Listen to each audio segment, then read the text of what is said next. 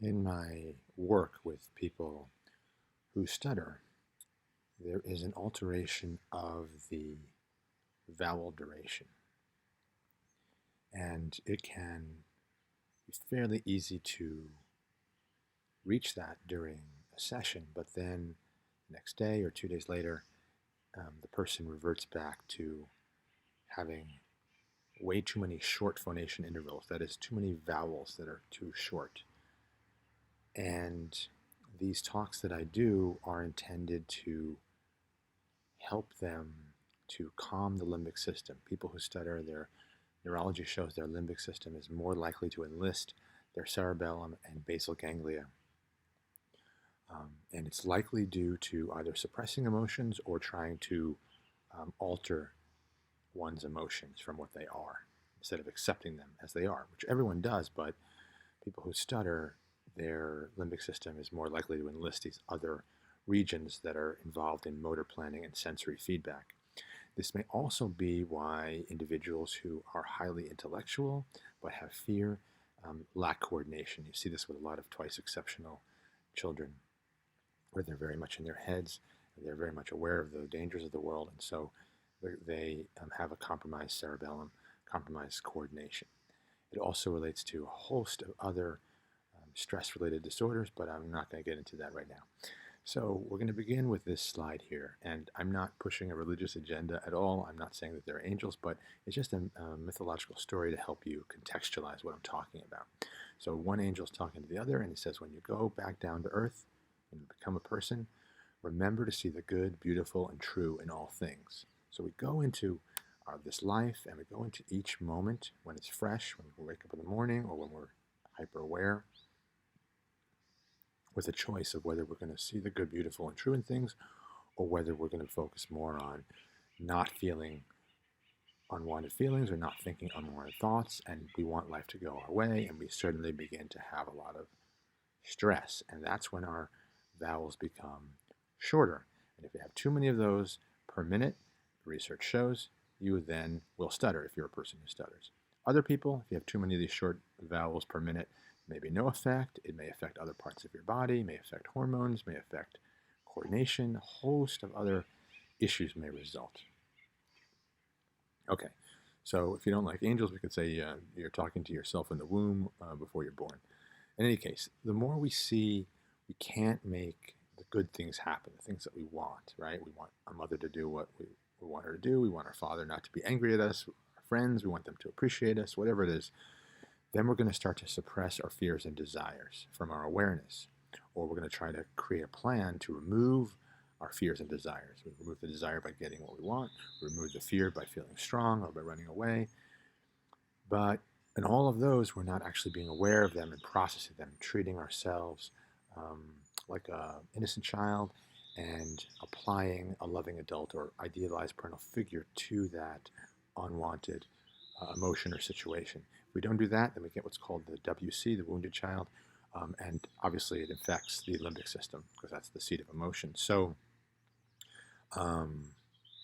that's the idea of the framework for what I'm going to talk about. Okay. So there are different levels of the good, beautiful, and true. This is just something I put together. It could be improved, it could be expanded on, just to give you a sense of where we are. So at the very lowest level, perhaps, we want to protect and control, right? So there's some good, beautiful, and true in that, but we're suppressing our fears and desires from awareness, or making a plan to remove them without feeling them. So very little good, beautiful, and true, very little GPT there. At a little bit higher level, but maybe very similar, we're seeking to control others' behavior, their thoughts and their beliefs and feelings. We want to feel safe and loved, and so we want to impress them, or want to intimidate them, or we want to avoid them. So there can be some good, beautiful, and true in that, but the more we're trying to control someone else's behavior, unless we're lovingly removing ourselves, then we are going to stress our limbic system, and therefore increase the number of short phonations, the short vowels per minute. We're staying open to learning during conflict or learning to lovingly disengage from the conflict, right? So if we are at this higher level of good, beautiful, and true, we're not trying to shut down during conflict or win during conflict. We're not assuming the conflict is wrong.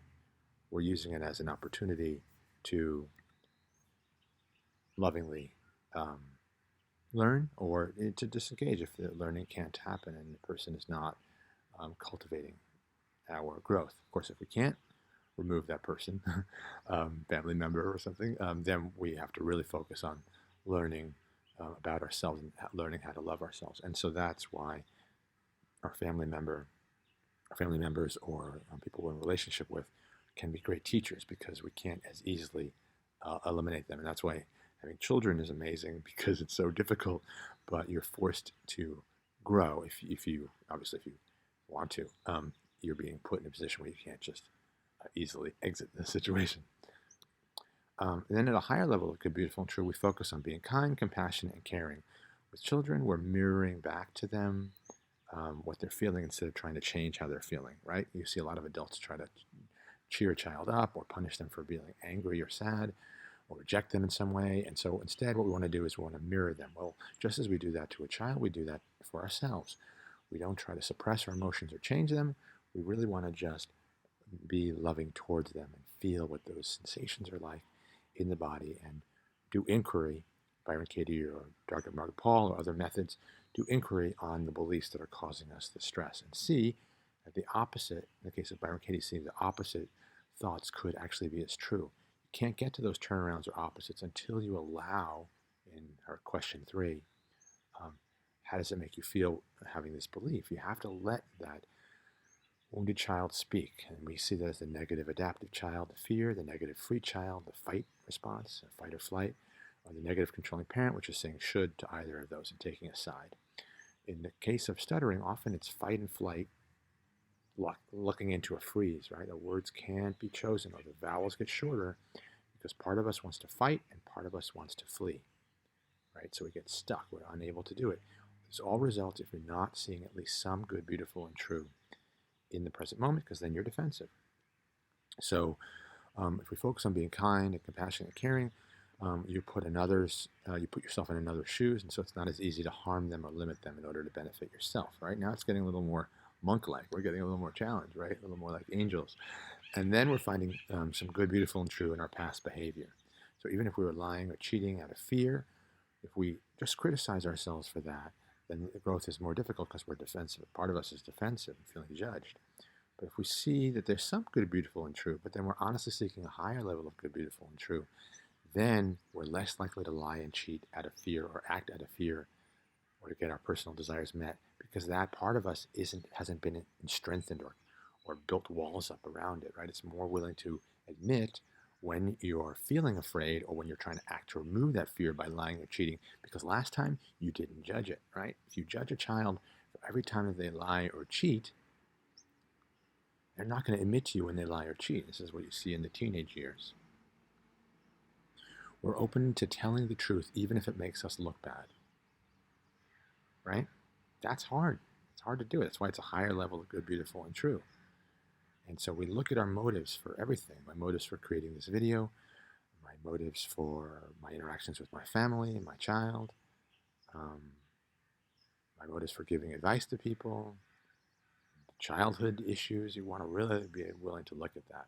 And you are open to hiding the truth if it won't help others to hear it. I used to just rush and tell people about the absolute truth and the way they could fix their problems, and people are not always ready to hear it. So you really want to, at this higher level, be wary and mindful of that. And then hesitant to share the truth if the only motive is to make you look good, right? If you think, well, I'm going to look good, but this also would help the person, you got to work your way through it. But ideally, you're really going to try to remain silent unless your motives are really clear. And that's where the pauses and the extended vowels come in for stuttering. Okay, so these 4 gates, safety, purpose, belonging, and what we're going to call peak performing, we'll change that later. So safety. First, do you feel unsafe as your former self, the one who was just there a moment ago, didn't see any good, beautiful, and true, right? All it did was judge you for whatever you did. Then you're not going to feel safe. You're going to feel you were just judged and you're been abandoned. You abandon yourself. You don't trust yourself. There's a lot of taxing that happens on the limbic system. Then it enlists the cerebellum, the basal ganglia. And so we're suppressing unwanted thoughts and emotions, which has some good, beautiful, and true, but it's not a very high level. So in order to create safety, we need to cultivate awareness and equanimity. And be aware when we're speeding up, right? I'm realizing I have an appointment that has to start soon. So I'm confessing that to you and to myself. And that's why I'm talking a little faster than I would prefer. And that's just, I have to just accept that or stop. I could do that. So you look at all of your options. But you see the good, beautiful, and true in the one that you chose, which is, in my case, to rush. And then by acknowledging that, you might be able to slow down just a little bit, take an extra minute, or check the time.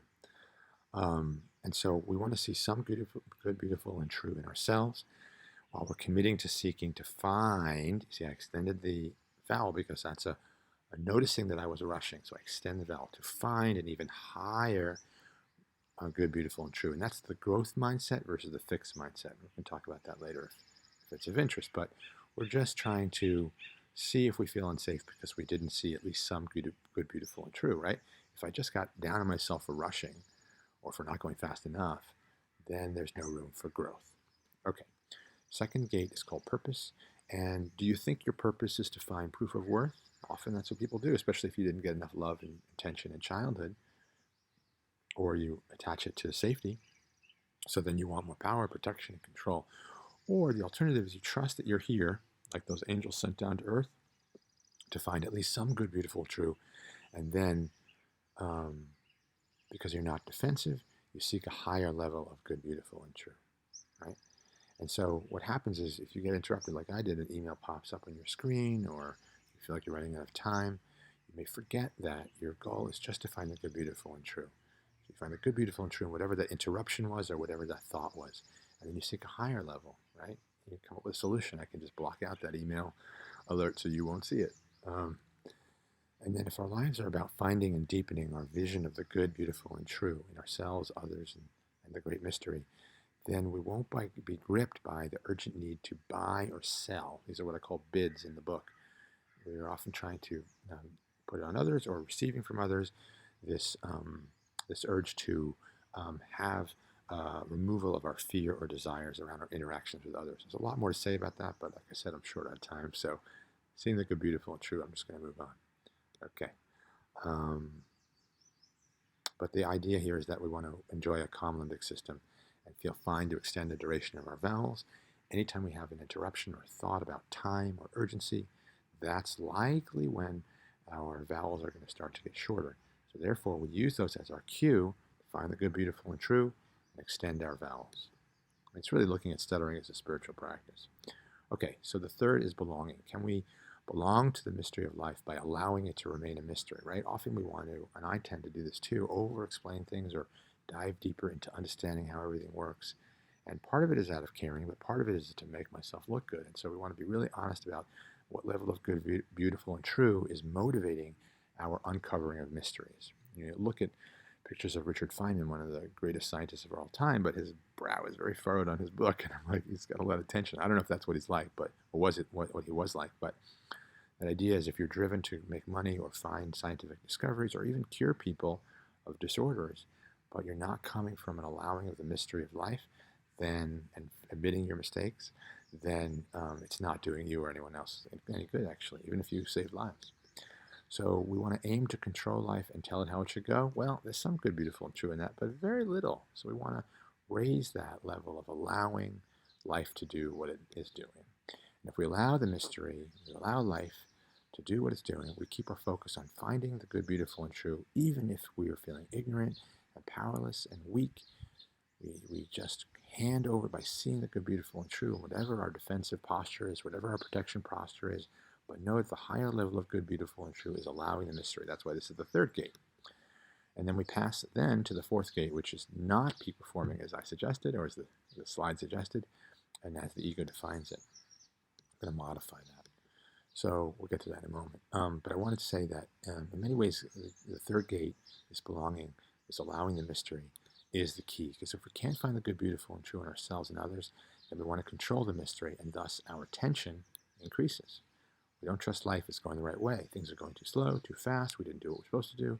If we focus on that, we're going to get tension. Yes, we do want to look at how we are failing to see the good, beautiful, and true, and how we acted without seeing a higher level of good, beautiful, and true.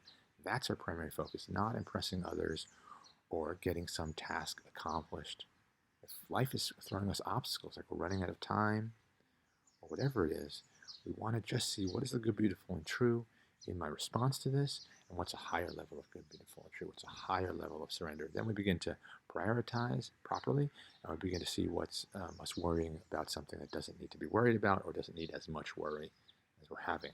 Again, the limbic system can be overstimulated, enlist the cerebellum and basal ganglia, decrease the duration of your vowels, all because you didn't see the good, beautiful, and true in some response to protect and control. But if you saw that and say, well, I want a higher level than that, then you're calming the limbic system. So if we fail to do all that, we're not going to trust ourselves. We're going to assume we're being punished, and we're going to then not seek to control life because we feel we deserve what's happening. And that's not a form of surrender we really want to have. We want to surrender that we do trust ourselves, that we do trust we're growing, that we're not being punished.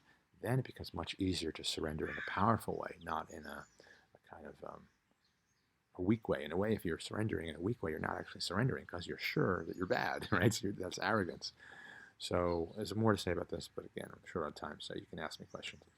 So now we're going to go from gate 3 to moving to gate 4. So we said if you can't find the good, beautiful, and true. Well, now if you can find the good, beautiful, and true in yourself and others, you're open to how this can be raised higher, right? Because you're not defensive anymore. That part of you isn't going to scheme and hide awareness. And then so we don't want to control the mystery because we trust life. We trust the mystery. Thus, the tension reduces. If we do trust life is going the right way, even if we're not getting what we want, we find peace, right? We're just looking about what's the good, beautiful, and true in my rejection of this situation, and how can I find a deeper good, beautiful, and true in that? And suddenly you feel yourself calm down. We do trust ourselves. We don't assume that we are being punished, right? All that negative talk fades away, and thus peace and a calm limbic system and longer vowels happen because we're handing over life. We're seeing if we're protecting and controlling, and then we're saying, I will seek a higher good, beautiful, and true where I'm not protecting and controlling. Not to make that bad, but just to say it's not really where I want to go. Okay, finally, gate 4. So it's not about peak performing, it's about surrender. The belief that it was about peak performance gets the ego to agree to begin, and that's why people take on therapy with fluency. They're trying to get peak performance with their speaking.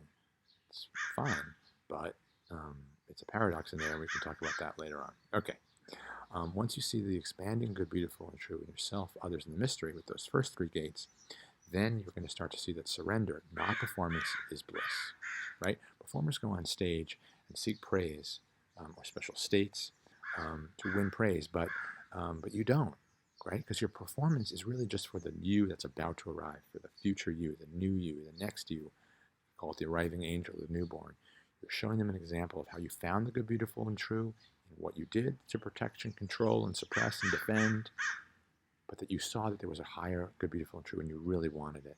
And then that new self or the new angel arrives and says, okay, yeah, we can do this. We could find a deeper level where we don't need to protect and control. That happens because you didn't judge the protecting and controlling. Okay, that may be the end. Oh, one more thing. Once you seek to find the good, beautiful, and true and not to perform, you drop your attention and you don't judge. Now, I've been wanting to see what time it is, so I'm going to take a moment to check. All right, I only have 2 minutes left. That's fine. When you seek only to find the good, beautiful, and true of yourself, others, and the mystery, the result is a calm limbic system. I didn't get this done 5 minutes ahead when I wanted to, but it's not the end of the world. All right, I was getting agitated for no reason, for a small reason. So the wounded child, when the limbic system is calm, the wounded child isn't pushing some agenda to remove or suppress your unwanted emotions, right? It's not asking the cerebellum for a plan of how you're going to have a wonderful self-image, how you're going to have power and control and protection, right? That's what happens when you're rushing, when I'm rushing. The words get tripped up. And so we're just looking to see what's the good, beautiful, and true in my rushing, but I want a higher good, beautiful, and true where I'm not rushing. The stakes aren't really that high.